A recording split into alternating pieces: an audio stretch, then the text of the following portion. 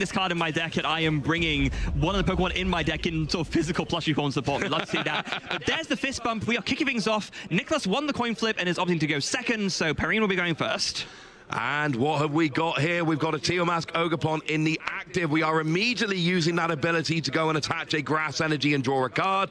Oh, it's that Lunar Rock little combination. And immediately using Lunazone's ability to discard a Fighting Energy, draw 3 cards. So we've got Raging Bolt here, but it seems like we've got some Sun and Moon action going on. This is fascinating. This is like a version of Raging Bolt that I have seen some murmurs about, but I don't think I've actually seen it in action yet. So the idea being, you're playing this Fighting Energy anyway, why not incorporate this little bit of a mini Lunatone Soul Rock package, get those energies in a discard pile for your Professor Sada's Vitality, draw some more cards, and then you also have a really great single prize attacker to KO the weaker stuff. Absolutely. If you're early game and you're taking out those little evolving basic Pokemon, let's go for Soul Rock. Lunatone draws you extra cards, and I think you made an excellent point there, Freya. You need Fighting Energy in the discard for Professor Sada's Vitality, so why not get it in the discard with Lunatone? It just makes your deck run smoother. So while we got a second, PERRINE is playing Raging Bolt, and the way the deck goes is this.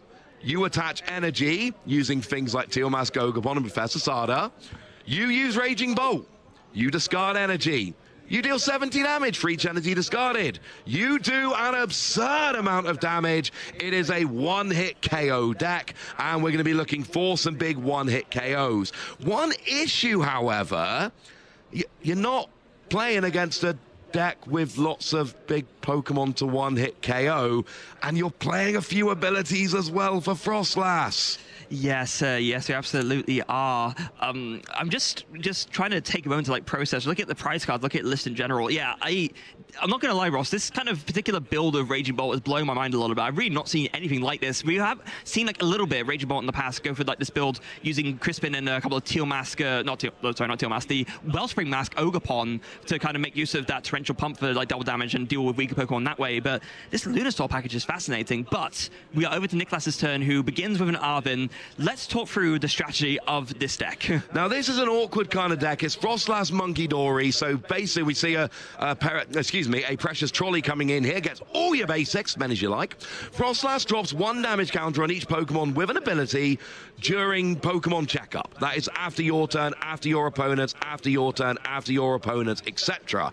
And that is yours and your opponent's. So Frostlass is putting damage on your opponent's Pokemon with an ability, but also your own. Half of that's good, half of that's bad. So what we do is we bring in Monkey Dory with that rather lovely Adrenabrain ability. Oh, speaking of which, there's Monkey Dory with that lovely Adrenabrain ability. Very and there's another, and there's another. 3 of them. And then what you do is you use Monkey Dory to move damage from your Pokemon to your opponent. And of course, yes, Frostlass damages Monkey Dory. So what you're trying to do is just generate damage on both sides of the board. On your opponent's side, on your side. On your opponent's side, yay! On your side, Monkey Dory, fun time. Oh, and that Evil-Tail there, that'll trap something in the active. And what you really need with NIKLAS's deck is time for those damage counters to build up. Yeah, this is basically the make your opponent do nothing for as long as possible and then build up enough damage with, as you mentioned, the Monkey Dory and the Adrenabrain ticking over the Frostlass to just sweep your opponent's board and take the game from there.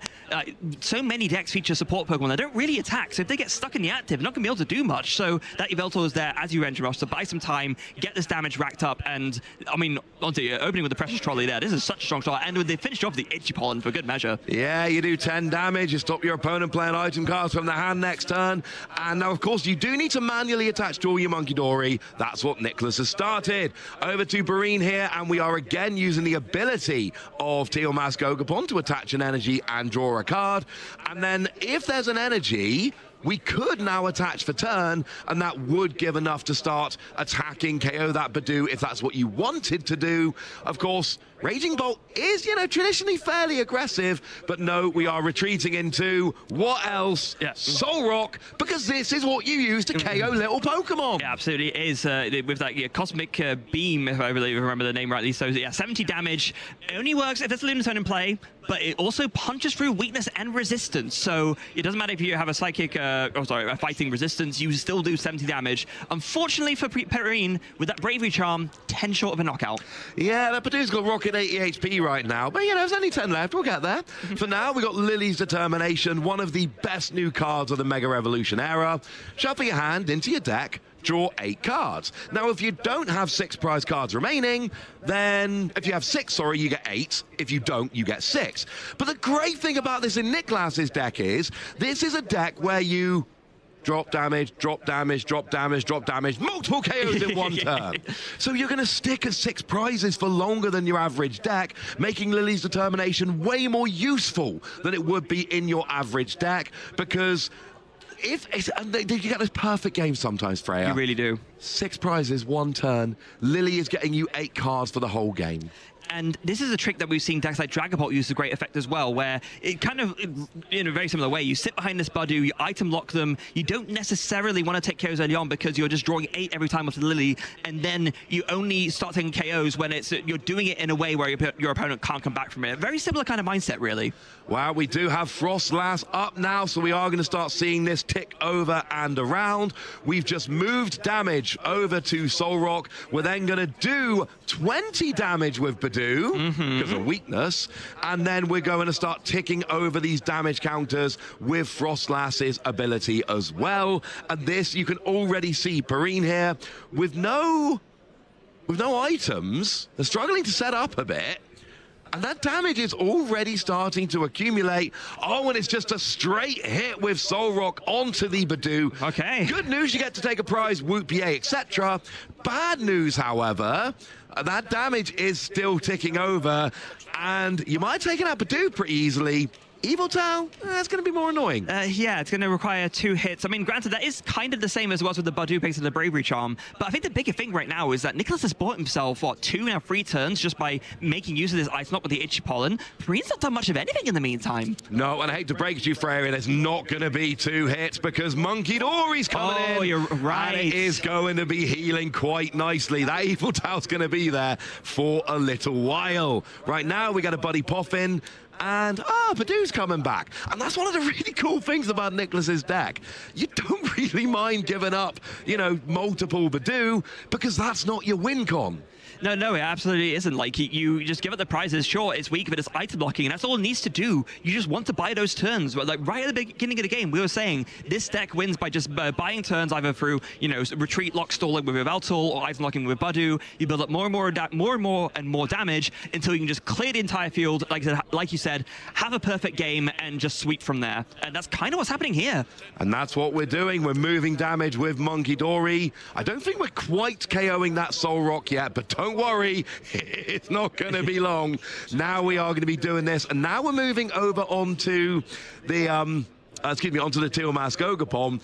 One kind of thing you might want to do here sometimes is try and manipulate what's in the active so that you can essentially hurt your opponent's attacking options. Good news is, in this game, it does seem like NIKLAS is in a pretty good position. Yeah, and very smart there. Only moving 1 damage counter over, because that's all you needed to put the Solrock onto 90 damage, and then Itchy Pollen hits for Solrock's grass weakness and does 20 instead of his usual 10. So that would be 110. That's a knockout on the Solrock. That's the perfect maths, and if you're playing a deck like Frostlass Monkey Dory, you better have practiced your maths pretty well. Here comes an ability from Teal Mask Ogopon, that Teal Dance, draws a Fight Gong and gets an extra energy on the board. And the bad thing when you're PERRINE here, your usual whole thing of, you know, going for Raging Bolt, it doesn't work as well because it's a lot of effort for, you know, an attack which is gonna, I mean, you still kind of need to have a good attacker. It's just awkward that you're putting so much in and KOing these little Pokemon, but it looks like we got Sandy Shocks right now. Yeah, hold on a second. Like, there's a Pokemon I haven't seen in a while in the Raging Bolt deck. That Sandy Shocks. It has an ability where if your opponent has 4 or less prize cards, if you have. It's an evil play. I think it's the opponent, or it might be. It is. If your opponent has 4 or fewer prize cards, which now we're not there yet, unfortunately, you get to accelerate an energy. Specifically a fighting energy from the discard pile to itself. Yes. Yeah.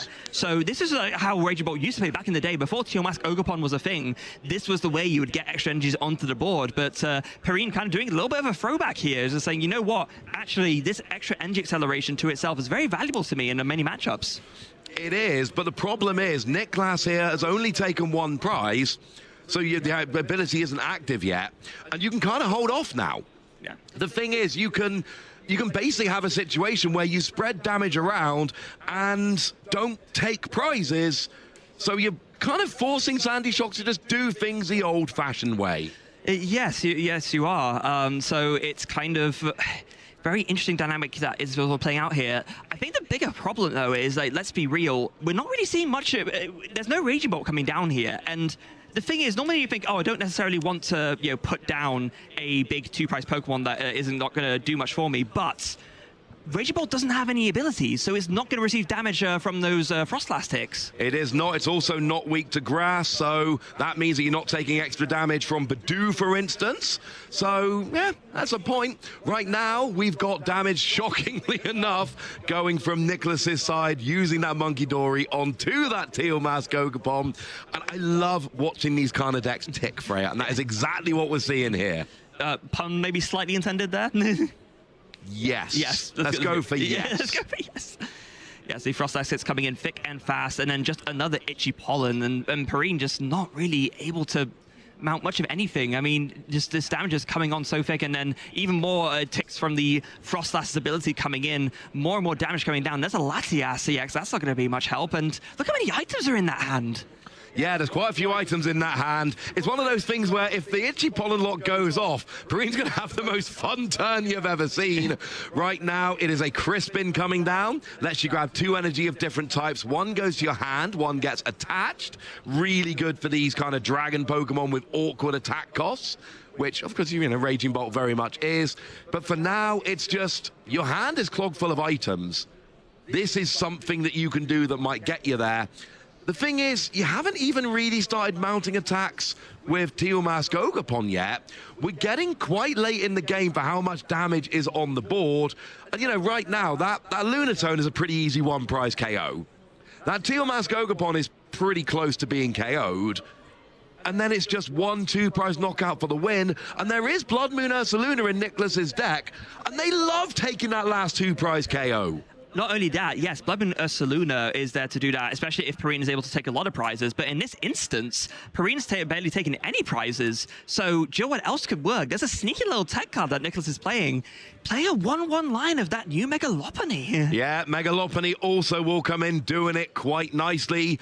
It's exactly the same kind of deal, just coming and taking those final prizes. Speaking of prizes, PERRINE finally takes prize number 2 of Badoo number 2. But once again, and this is the thing, NIKLAS's deck is working. Those Frostlass damage are coming down. We got 2 Monkey Dory with energy attached, which means 2 Monkey Dory ability per turn in addition to Frostlass. And remember, Frostlass activates during Pokemon checkup. So that is after your turn and after your opponent's turn. Those damage counters are ticking over. It adds up very quickly. And right now, there's no multiple prize Pokemon for PERRINE to go after. And it's Badoo number 3, Freya. Who needs anything else? Oh, and this is fun. Oh, yes. You play Iono. You put your opponent down to a 4-card hand. And then you get some Itchy Pollen floating around. Just, I mean, you think it's almost counterintuitive, right? Because you know that your opponent's hand is clogged full of items, so why would you want to give them new cards? But the more cards that they have, the more likely they are to be able to piece some kind of out to the item lock. So just put them on a low hand size again, keep up that Itchy Pollen lock, leave them with little to no options, take the game from there. Sounds like a good game plan to me. I mean, that seems like a pretty nice way to win. Earthen Vessel comes down here, search out a couple of energy. Of course, one of the advantages of using Badoo right now as opposed to something like an Yveltal, you don't actually have energy on all your Monkey Dory. No. You really want the 3rd Monkey Dory to be energied up this turn. So having a Badoo in the active now gives you an option to still keep that lock on, but it also gives you another turn to attach an energy. And now you're basically going, so what we got? We got 4, everything's got an ability. So there's 4 abilities on PERRINE's side of the board. So what we're doing is essentially 9 damage counters of Monkey Dory during your turn, then 4 damage counters after yours, then 4 damage counters after your opponent. That's 17 damage counters between your turns. It's kind of absurd, isn't it? That adds up quite a bit. And as the whole time, you're saying to your opponent, ha, have fun knocking out my 30 HP Badoo. Boss, you can't play any items and mount any kind of comeback. Yeah, enjoy your 1 prize a turn. Wow, yeah. I mean, NIKLAS is in a commanding position of leading this game, in spite of the fact that, you know, technically NIKLAS is losing by being behind on prize cards, but that just means you get to play Counter Catcher. Yeah, Counter Catcher comes in, brings that Lunatone into the active. Another advantage of not taking many prizes is that you keep Counter Catcher on the board. It's an item-based gusting, only if you're behind on prizes. Monkey Dory damage, KOs a Teal Mask Ogapon. Behind on prizes no more, and this is where we are getting very close to the end game. That Lunatone will not last very long, at which point all you need is 1 big attack, and it's not going to be from Blood Moon Ursa Luna. That's in the prizes. But honestly, you've got enough time here with 4 prizes left for your opponent. You don't need a big KO. You can just keep doing your thing. You've got plenty of time. Yeah, I mean, and here it is. You literally just need these 2 prizes now. Itchy Pollen, KO on the Lunatone. Could you even just be able to do it next turn with like Monkey Dory damage and something like the Yveltal's attack? I think they'll get you pretty close, you know. We got 18 damage counters we're going to need. So that's 9 from Monkey Dory plus 2 from Frostlass. So you'd need 7 more if my maths holds out correctly. Yeah. Also, not only that, but it wouldn't quite be 9 from the Monkey Dory because there's not enough damage to move over based on what's already on them as well. Unfortunately not, no, because there's going to be 1 more coming after your opponent's turn, so you would need a bit more time. No, it's not happening next turn, but you got no multi-prize Pokemon out. Yeah, I don't think you really care, to be honest. That's what I was saying a second ago. Like, you've got plenty of time. Your opponent doesn't play cards that take multiple KOs or a 1 KO at a time kind of deck. So, let him KO Badoo. Don't win the game next turn, and then just do the same thing and win the game. Yeah. And so for those of you wondering at home, so that Sandy Shocks, it does have an attack, which, but okay, and that it doesn't matter. NIKLAS is going to win game 1. PERRINE looks at the board and goes, you know what? Yeah, I don't think I'm going to win this game. NIKLAS with that wonderful Frostlass Monkey Dory deck, absolutely firing on all cylinders, and that seemed like a really confident win there in game 1. I mean, when you have a turn 1 trolley and you have all your Monkey Dory set up, you've got your Frostlass going, and then, I mean, yeah, we can go back to right here during this replay. Pretty much the perfect turn 1 from NIKLAS here. Yeah, it was absolutely perfect. You had your Monkey Dory going as fast as possible. There's your turn 1 attachment onto the Monkey Dory, and of course getting that Snorunt down there so you can evolve it into Frostlass turn 2, and then we just see that Itchy Pollen coming down, and Frostlass is on play as fast as possible. And also the Bravery Charm onto the Badoo means that, like, PERRINE couldn't even take a prize on their first attack either. So that's a very, very big little bud.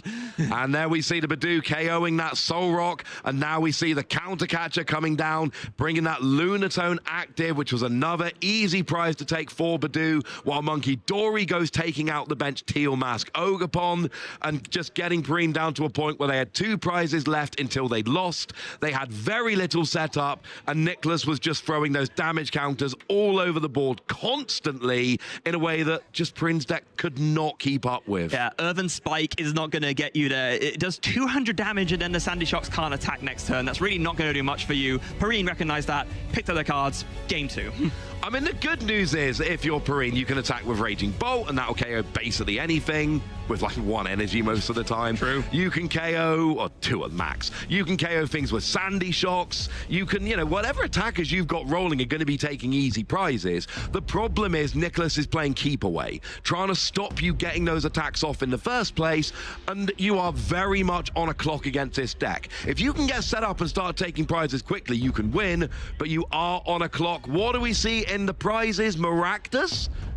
1 Solrock? I think it's okay. I'm not seeing any drama there. I mean, the Sandy Shocks isn't going to be that useful in this matchup for PERRINE, so that's fine. Yeah, I think both players are going to be okay with these prizes, to be honest. There we go. Well, we are off into game 2. We have a Snorunt on the bench, our old pal Badoo in the active, and then a Nest Ball coming down, giving NIKLAS an opportunity to search their deck for the first time, and then they can find a basic Pokemon and bench it. But of course, this is your first deck search of the game, so you need to take this opportunity to figure out what's available and what's in the prizes. Yeah, and a very interesting contrast given how Raging Bolt has been played most recently. There's no Fan Rotom package in this Raging Bolt deck. It's gone for a very different kind of all basics approach, and because of that, unlike in the past, this is a deck that actually wants to go second. So PERRINE, having lost that game, chose to go second here. There's not going to be any turn 1 supporter for NIKLAS this time. No turn 1 supporter, but what you really want to do, your absolute goal here, Monkey Dory Darkness Energy. Yes. That is your goal. Now,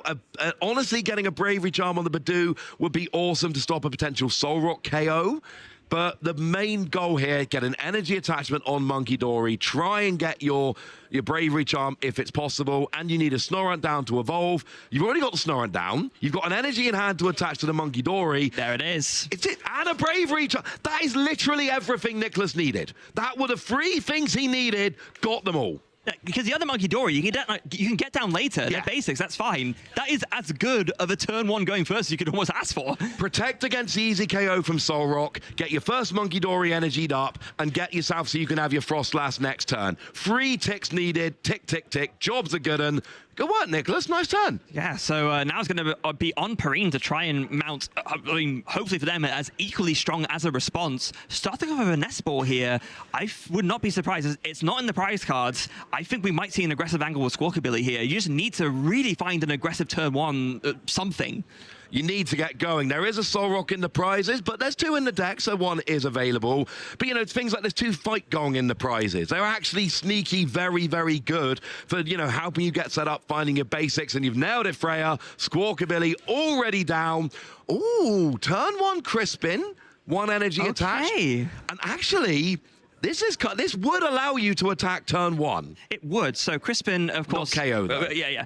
So Crispin being a card that lets you take 2 basic energy cards from the deck of different types. 1 goes on one of your Pokemon, the other one goes into the hand. We see a Lightning and a Grass. There is a sneaky play here where what you can essentially do is get your energy down here, and then if you get a Teal'c Gogapon Grass energy, you can actually do 140 and KO that Badoo with Raging Bolt, even through the Bravery Charm.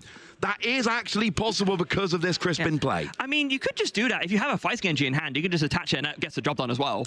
Oh, sorry. I'm always thinking about leaving 1 energy on so you can attach next turn. Yes, but you're right. Yeah, but I think in this particular matchup and also in this instance, even if you can't get a 3rd energy down, this is worth doing. Oh, I agree with you 100%. Yeah. I still want the Teal'c Gogapon, but then that's got an ability, so do you really want to bench it against a Frostlass deck? Arguably not. Yeah, I think this is actually one, especially given that you don't need it, the Teal'c Gogapon, to enable something like the Noctowl's Jewel Seeker. Maybe this is okay. I was about to say maybe this is a matchup where you don't want to bench it, but I guess PERRINE seems to think it's still too important. I still like this. I've got to be honest with you. I really like the idea. We saw a lot of keep away last game. I like the idea of getting as much energy on the board as you can, so that it's easier to string those attacks. Because that's how you beat a deck like Frostlass Monkey Dory. It's very true. You attack and KO every turn. Yeah, and very interesting here, we did see that PERRINE did bench the Iron Bundle and is choosing to use that Hyper Blower now. So this ability is going to force NIKLAS to pick either the Monkey Dory or the Snorunt and bring it up into the active. Neither one feels great here. You have to go Monkey Dory. Yeah.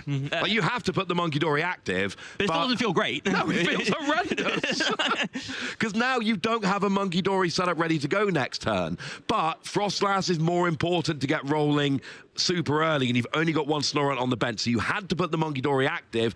But I love that play with the Iron Bundle, because now, you know, Badoo is going to be there. There's going to be more Badoo. We know there's always more Badoo. And there is more Monkey Dory too. Indeed. But the Monkey Dory don't come out as easily as a Badoo. They all need their own energy. So even if a Monkey Dory comes out next turn, well, you got 1 Monkey Dory when you would otherwise have had 2. Yeah. So a much, much better target for the attack. Yeah, the restriction with the Snorunt is that it has to evolve. The restriction for the Monkey Dory is that it needs that dark energy on it. And because you use your manual attachment, you only get 1 per turn, of course. That's been used up on the Monkey Dory, but now this Monkey Dory is being KO'd, so that attachment has been essentially worthless. And we do see, as predicted, an energy left on the Raging Bolt. So now, if you want to KO that Badoo, 1 energy, and then that Badoo is guaranteed KO'd next turn. And this is very, very different to game 1, because now PERRINE seems to be able to be stringing attacks together And we don't see that deluge of damage counters coming down like we were seeing in Game 1. I mean, let's be real. We didn't see a Raging Bolt EX Game 1. Nope. So, and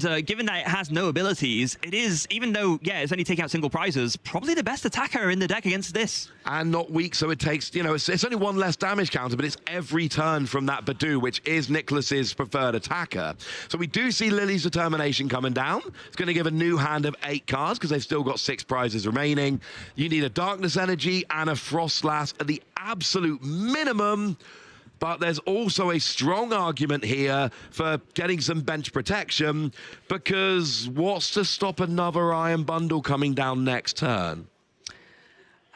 It's trying to, in terms of recovery that the deck plays. Stretchers, So there is, nice okay, stretcher. so you could keep doing this, especially if, so NIKLAS is really going to want to find more outs to bases here. Oh, does redraw that Mega Lopunny that was in the hand beforehand. There's a Frostlass, that's a good find too. We like this. Do we have a Darkness Energy not in hand? Oh, there's a Luminous.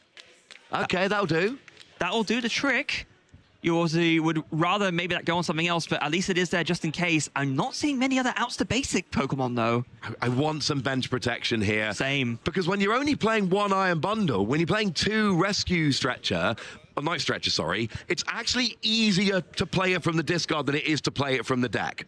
So it's quite, oh, sometimes it is at least. But the point is, it is absolutely possible next turn. And if I'm PERRINE, if I've got a chance, but I can't Night Stretcher if they've got Badoo. So maybe that's what NIKLAS is betting on here. Yes, quite possibly. Oh, here comes a counter catcher as well. Very sensible, I think. Going to be able to bring up that other Raging Bolt. So now it will force PERRINE to find some kind of energy acceleration to get an attack off, or a way to get this Raging Bolt out of the active. Which, again, under item lock is much harder. Professor Sada's Vitality would be wonderful here. That would be the best card we could see. Well, the good news is it's a way to get out of the active. It's a prime catcher. The bad news is it is an item card. Womp, womp. A perfect card for not the right situation. Oh, but draws Professor Sada off the 1 card from Teal Dance. That was a good draw. What a Teal Dance that was. Dancing into the perfect out to the situation. Professor Sada's Vitality, 2 energy accelerated, 1 each to 2 of your benched, 2 of your entry Pokemon out in the field. 3 cards drawn. It's 3 items. But do we have an energy in hand? There's plenty, yeah. Oh, yeah, there's loads. Yeah. Okay, we're good. So now that Badoo will go down that... Seriously, this turn, if they hadn't got exactly Professor Sada's Vitality off that Teal Dance, this would have been a very different turn. But they did. They did. Now, I would personally like to see some mixture of, yeah, I think this is actually fine here. Just keep 1 energy on the banked on the Ogerpon, 1 off the active, 1 off the bench. It gives you a nice spread of your energy, basically, to avoid being in a situation like what happened last turn. No, absolutely it does. This gives you the most opportunity to be able to play around something like a counter catcher. So it looks like we do get a second Snow Runt down, bit of protection against something like an Iron Bundle. You wouldn't be expecting a second one, but that doesn't mean that one couldn't come down anyway. Here we see a counter gain. Oh, hold on a second. Are we going to be maybe seeing an angle with the Mind Bend? I think we might be seeing some Mind Bend, Freya. We don't... Yes, we've got an energy and a counter catcher, a counter gain, so we've got everything we need. A Mind Bend is really fun in a situation like this, because it confuses your opponent. It makes them flip, and then if they flip heads, the attack works. If tails, the attack fails, and they take 3 damage counters. It's a risky play. But whereas in Game 1, NIKLAS was just in control, ran away with Game 1. They are very much on the back foot in Game 2. Yeah, they need to do something a little bit more unorthodox to try and buy themselves that time. There's 2 Raging Bolt down. Both of them are really, really threatening and scary right now, especially with the amount of energy that's on the field and just the amount of resources that PERRINE has access to, even in a worst-case situation of an item lock. But she's not even getting item lock this turn, and there are so much less stuff on the bench than there is for NIKLAS last game. Absolutely, and it's worth noting Raging Bolt has a retreat cost of 3, so if they are confused, you will need an item card to bring up, say, another Raging Bolt. And we know that, you know, we know they've got Prime Catcher in hand. Yes. But NIKLAS doesn't know that. No, but we do see there an Earthen Vessel discarding TM Evolution, not going to be of much use here. We do see that Baneri come down onto the bench. Okay, this is a really cool attacker that can take a 1-hit knockout on a Raging Bolt as long as it's had 1 damage counter placed on it. Of course, it does 230 damage. That first attack, the Gale Thrust. So with Raging Bolt having 240 HP, you do need the 1 there. but it is a Mega Evolution Pokemon EX. It's worth 3 prize cards, and it's not going to be that tricky for the Raging Bolt to KO it back. No, essentially, this is your game ender. Yeah. You do not evolve into Megalopony until you've got game with the attack. That's a great way to lose. But I love having the Baneri down on the bench. Yes. Last game, you basically had your perfect bench all game. You didn't need it. You didn't have room. That's fine. Here, you are opening up the door. And you don't need to evolve an attack with it now. What you do, however, is open up options. And look, it might come down to, I've got nothing going on. I'm going to risk the bunny. I'm going to KO the active and just hope they don't get a big KO. Because that's better than just losing. It is better than losing, but for now we see the Mind Bend. So the counter game reduces the attack cost of Mind Bend by 1 because NIKLAS is behind on prizes. 1 psychic, 1 colorless, 60 damage, and your opponent's active is confused. So now PERRINE has a decision to make. I mean, actually, to be fair, no, because we know that they have the Prime Catcher as an out to this already.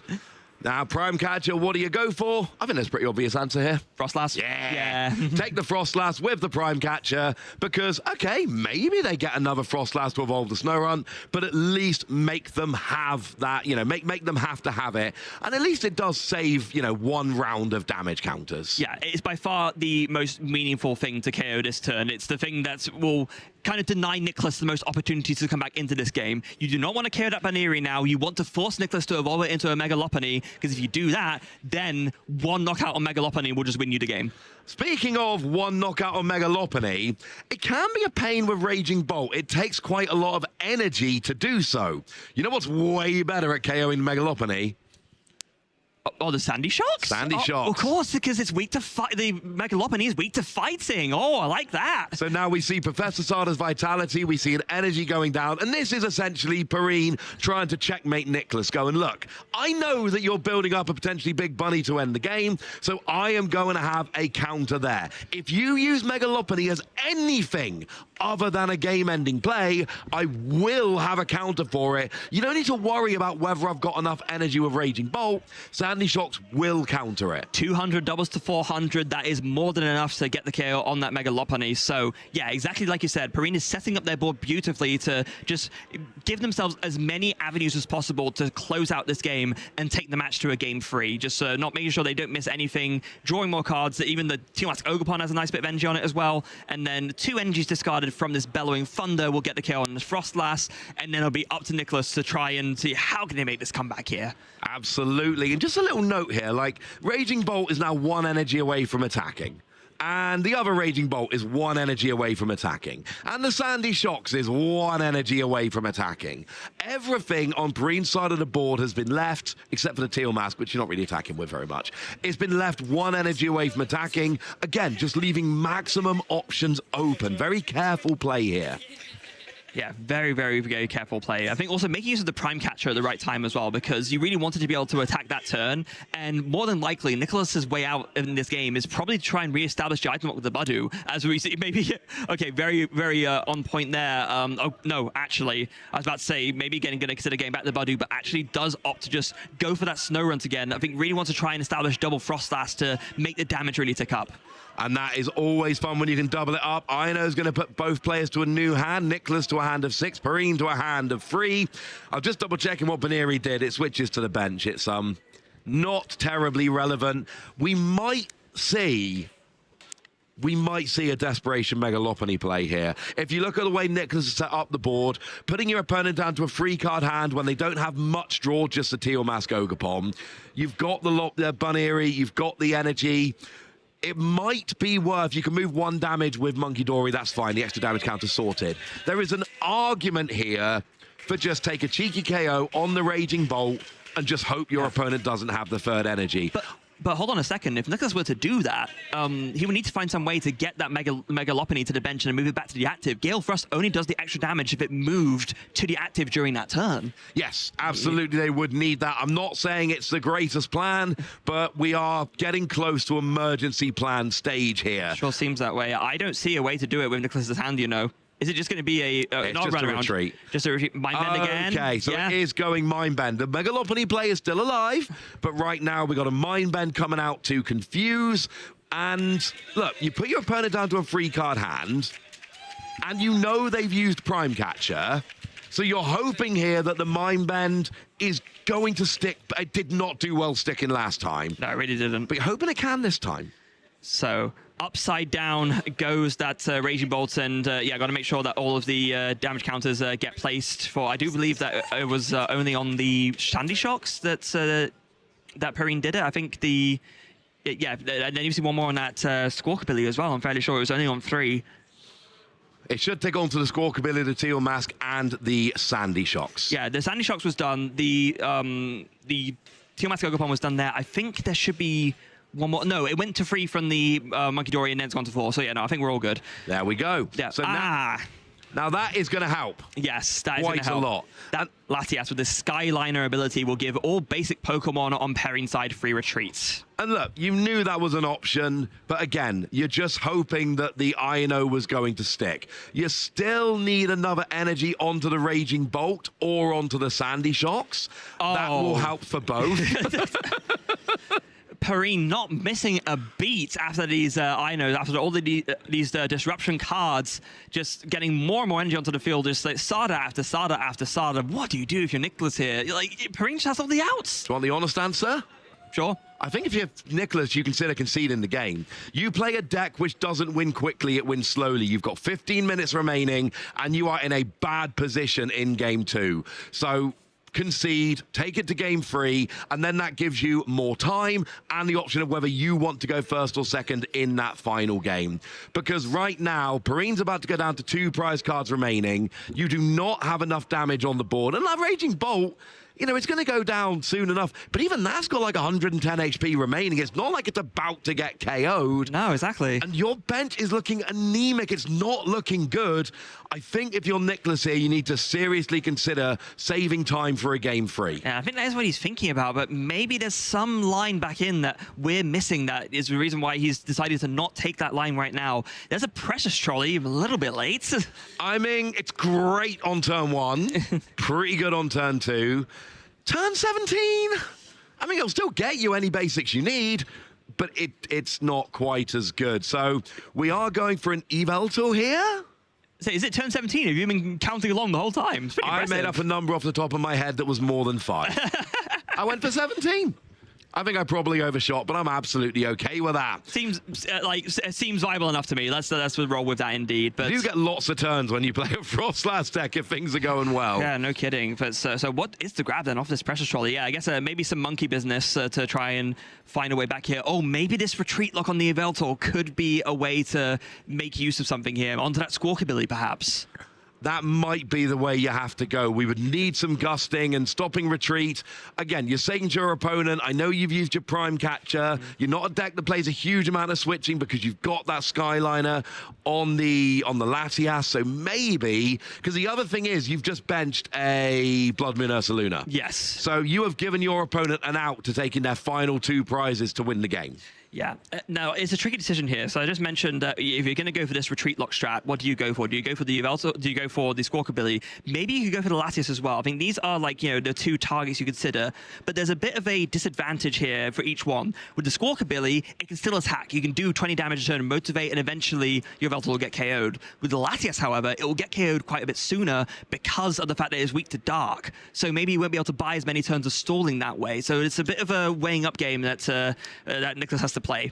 Well, we're going to see a Lily's Determination for the time being. That is going to go and get a new hand of 6 cards. 8 cards, because they still haven't actually taken any prizes. Still. And hopefully that's going to give them... I mean, if you're going Yveltal, yeah, you need a counter catcher at this point. I think you need to combo it with that. Yeah. And Counter Catcher, to be fair, is not a card you're going to play as a one-of in NIKLAS's deck. You basically aim to be behind on prizes, so... There's 3 of them. Yeah. You're going to play it as like a 3 or 4 of a lot of the time. Yeah, and 8 cards is a lot of cards to try and find it as well. Yeah, you want to be behind for pretty much the whole game. That's how you play. See, is there a switch? I see, but it's a switch, but I don't think I see a Counter Catcher. I don't see a Counter Catcher in that hand, Freya. I'm 1 out of 2. That is not an ideal situation. And, there we go. NIKLAS says, I'm not winning this game. Let's go to game 3. No counter catcher means no stalling. No stalling means it is inevitable. PERRINE wins game 2, and we're going to go to game 3, and we're only going to have about 10 minutes left. Not great news for the Frostlass Monkey player. No, it's really not. I think what NIKLAS was kind of weighing up there was, if I can pull off this retreat lock, maybe I actually have a chance to win here. And I think that was basically the only out after, I mean, what was, let's face it, kind of the Raging Bolt show. Well, we see the Raging Bolt show here. We see an energy going onto the teal mask Ogerpon. We see cards being drawn, and this is what PERRINE did so well. We see the second KO here coming down from the Raging Bolt onto that Badoo after that brilliant Iron Bundle play in the early turns. Then we saw the confusion, but nobody cares because Prime Catcher comes out and allows not just a KO, but a KO on that Frostlass, which was such a crucial KO to stop that deluge of damage counters coming down. PERRINE took absolute control. That Professor Sada's Vitality coming down wonderfully at the right time to make sure you've got enough energy on those ancient Pokemon to keep this string of attacks going. And here we see that retreat with the Latias, and it's another KO, this time on a Monkidori. None of NIKLAS's tricks to slow the game down worked there, and PERRINE did what Raging Bolt needs to do in this matchup: take one prize every turn, and if you do that fast enough and you get the right targets, you can navigate this game. Yeah, Mind Bend outed twice, once by the Prime Catcher and once by the Latias, and also especially not missing a beat with the Professor Sada's Vitality as well, getting all that energy on board. Didn't even see poor little Sliverwing, right? Just been chilling out there on the sidelines, not really needed to kind of for PERRINE to go ahead here. And yeah, it really was just PERRINE finding the right way to play around NIKLAS's tricks every single time, turn after turn. And it worked entirely. Looking at the prizes, Latias being prized there. And that is a one-off, so that is gone. Poor Sliverwing there. But it is the Latias that stands out to me. That is a one-off, and it's gone. But we start game 3. We are off the deciding game. PERRINE gets both a Solrock and a Lunatone. Pretty good. Draws 3 cards with Lunatone, but watch the clock. We are running out of time. Yeah, PERRINE, both of the players really need to play lightning fast if they want to try and finish this game 3 on time. And I think the big thing for PERRINE here is going to be try to play as many items as possible whilst you can. Yeah, because you know Badoo's coming down. Look, Badoo's quite slow. Takes a little while. It's a little Pokemon, right? Takes a little while to get somewhere, but Badoo is coming. It's on its way, and when it gets there, your items are going to be largely useless. But the good news is playing Fight Gong does let you search through your deck and discover things like, oh, guess I'm not using Latias this turn. Yeah, and that is actually especially awkward given that you started with that big hefty Raging Bolt EX in the active. That's going nowhere anytime soon unless you can find some kind of switching out, and your main one being Latias is not available to you, so ugh. Yeah, it's not ideal. I mean, honestly, but to be fair, you know, we saw this in game 2. It wasn't that big a deal. If you can get a Professor Sada's Vitality and a manual attachment, you're not discarding a lot of energy to take key KOs. So honestly, as long as you can hit a Sada turn 2, you don't even need a Sada turn 2 to play. You can do it with manual attachments. And there is a Sada in the hand, so as long as there's no hand disruption, there will be good to go there. Now, what is NIKLAS's setup like? I see a Buddy Puffin, but that's not a Precious Trolley or an Arven. That's not ideal. We want a Precious Trolley or an Arven to get a Precious Trolley. So Buddy is going to go and get 2 Pokemon with 70 HP or less. Now, the good news is it'll get you a Badoo. It will. And the good news is it'll get you a Snorunt. The second one as well, because there's one in the active already. And we do quite like doubling up on those. We do. The bad news is, yeah, Monkey's too big. 110. That is more than 70. Way more than 70. And that's a big downside. We love Buddy Puffin, but you need to start getting your Monkidori established. And look, this is my favorite kind of best of 3, because we saw NIKLAS winning game 1 with his deck doing what his deck does, and PERRINE winning game 2 with their deck doing what their deck does. So what we really want is game 3. Artisan helps, actually. Yes. But we want to see, you know, both of these players have won one game with their deck doing what it does. Who's going to win that crucial 3rd game? So you can look back. What happened in game 1? NIKLAS got the basics out, got the Monkidori with energy turn 1, got the Frostlass turn 2, and kept all of those pieces on the board. What happened in game 2 when PERRINE won? Consistent KOs from the first attacking turn, taking a KO every single turn and not allowing yourself to be disrupted out of attacking for a turn. That's what we're fighting against here. Whichever one of those works, that's who's going to win game 3. Yeah, it absolutely is. And how that will play out, I mean, the main tricky thing is just how little time we have left to like bear witness to that. 6 minutes and 40 seconds left. One deck that does win very, very fast, to be fair, but another one that doesn't. At the very least, NIKLAS does have a pretty ideal turn one setup here, even without the Precious Trolley. There's a switch, there's an Itchy Pollen. And if I'm PERRINE here, I want to play super fast because, yeah, I can win pretty fast. But I got to take 6 individual KOs. Yes. It will take me 6 turns, taking a KO every turn. And then that's 6 turns for NIKLAS as well. Well, 5 turns for them. Yeah. But you're going to have those turns. You need to make sure you are essentially taking as little of the clock as you can so that NIKLAS's turns, which do tend to sometimes be a little bit longer with the damage counter and everything else, and everything has got time to basically resolve with you taking 6 prizes. There's no point taking 3 prizes and going, oh, I was in a great position to win. Yeah, but you didn't. Yeah. Oh, hold on. This is very unfortunate, actually. There is no single prize Raging Bolt in this list. So the only option that PERRINE had to fetch a ancient Pokemon from this Artisan was the Sliverwing, but it's prized. So that forces a 1 energy Sada. That is not ideal. You want the 2 energy Sada, and you're right. Artisan does not go and get your EXs. It has to be your single prizes. And the only one you've got is, well, I mean, single prizer. It's a fitting name. A single prizer and as a single prized copy. Unfortunately so. So you get 1 energy. And look, it's still enough for now. You're still getting a KO on the Badoo, even through the Bravery Charm. So you're fine, but it's just asking more of you next turn is the issue. Yeah, and again, we're seeing a hesitation here. It's understandable, right? It's a tricky situation. You don't want to do like the wrong thing, but there does have to be a trade-off at some point. You recognize that time is low on the clock. You know how many, just like, you know, how much time your physical actions are going to take based on the fact that, as you rightly said, you have to take 6 individual knockouts on single prize Pokemon to win the game. I'm not sure if that's going to be able to pan out. And the new timing rules are really important. It's +1 turn, not +3. So what it used to be is if you get to 4 prizes before the time runs out, you will get those 2 extra turns of yours. But now there's no guarantee. You've got to actually do it before time runs out. You might get 1 extra turn. That is it. So take 5 before the time runs out. Very different proposition. Very, very, very different proposition. And it also is not helped by the fact that, I mean, NIKLAS is also playing a deck that, as we mentioned a lot, is a deck that wins more slowly. It's just how it operates. You build up a board slowly and slowly whilst hiding behind either retreat or item lock, and then you win the game from there. But it means that you need so many turns to win. I'm honestly not sure if there's a way that NIKLAS can pull off the win before time runs out, to be honest. It's going to be very difficult. Interestingly enough, benches an Iron Bundle. Okay. And then discards a Countercatcher with Ultra Ball. Iron Bundle makes your opponent choose. Countercatcher would allow you to drag whatever you want active, but it might be that you're playing the Iron Bundle now with the aim to use it in a future term. Yes, it might be. Use it now, Countercatcher is just better. Yeah, I think that's probably what's going on here, and I think a recognition that right now your back is kind of against the wall. Has NIKLAS played out his entire hand?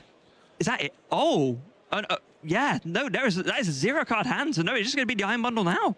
So Iron Bundle comes down, Solrock comes into the active. That's very relevant because Solrock is a viable attacker. Solrock can KO the Snorunt here for a single energy.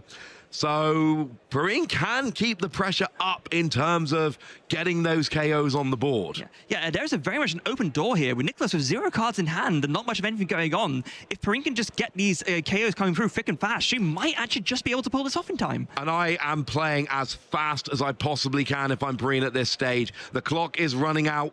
You're probably going to be able to string attacks. The thing is, you can't just do nothing. No. You can't just announce your attack. You need to set up. You need to get your energy on the board. You need to make sure you've got attacks ready to go while also playing as fast as you can and then not trying to make mistakes. It's an awkward situation. Yeah.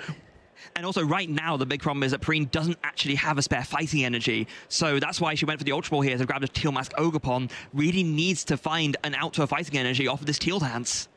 Yeah. Because otherwise you're not going to be able to attack. You need a fighting energy for that Solrock. And like you said, Freya, it's not in hand right now. And there's Draw Engine in this deck. There's not much. You need a fighting energy off this Grass energy. It's a nice ball. Bad news indeed. And with no KO having happened... Oh, no, we got Sada, but Sada's not going to attach to the no, exactly. Solrock. And with no Latias to retreat, and also there's the only draw Pokemon that PERRINE plays is Serendipity EX. We see a lot of these Raging Bolt lists play Mew EX. This list is not one of them. Oh, but that's Superior Energy Retrieval! But you've already attached an energy to... Oh, that was the ability, so we've got it now. That's lovely. So that is going to go and get you that fighting energy so you can attack with Solrock. But this turn is taking too long. We've got a minute and a half left plus 1 turn nowadays. Things are getting awkward. Oh, I guess this also works. You could, just attach to the active and retreat. That also works. I think actually you have to do that because I think, PERRINE attached both fighting energy from the Sada, so now you can't get one back with the Superior Energy Retrieval to attach to the Solrock. So we just, okay, well, we are... Maybe I missaw? Well, we're using it anyway to just go and get ourselves some cards from the discard pile. We'll see which cards are available here. Oh, wait... There is a fighting energy there, so now it gets attached to the Solrock, and the Solrock can go ahead and KO the Snorunt. There is, and also I need to correct myself. I thought it was the Slitherwing that she took from the prizes last time, but no, it was actually the Latias. So the Latias is already in hand. That was an option if needed, and now she's taking the Slitherwing from the prizes. Okay, so Slitherwing's out, Latias is out. Now we've got a KO on the active with the Solrock, but we've got 40 seconds left, and here's a heartbreaking thing if you're PERRINE in this game, right? You're pretty well set up. Your opponent's got very little going on. There's not nearly enough damage on your side of the board for you to be concerned. You don't have time to win this game. No, it's an unfortunate matter of, like you said, trying to find the right balance between recognizing that you need to play faster because of the clock, but not playing so fast that you do a silly blunder that lets your opponent back into the game. Just a really hard balance to find, and unfortunately, 10 seconds left on the clock. I think that's going to be all she wrote for this game. I think it's going to be a tie.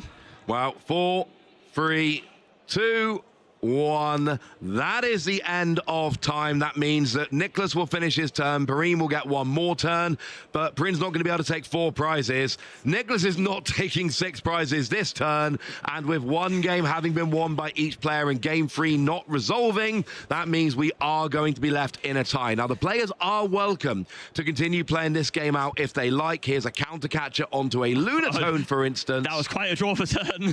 I mean, if the game had gone on longer, that could have actually helped out a lot. That could have been crucial to slowing PERRINE down, getting set up. We see Badu with Itchy Pollen, and that will mean that PERRINE now has the final turn of the game, assuming our clock is correct, which I think it normally is. I think the players discussed in a way where, they know. So, draw for turn is a grass energy.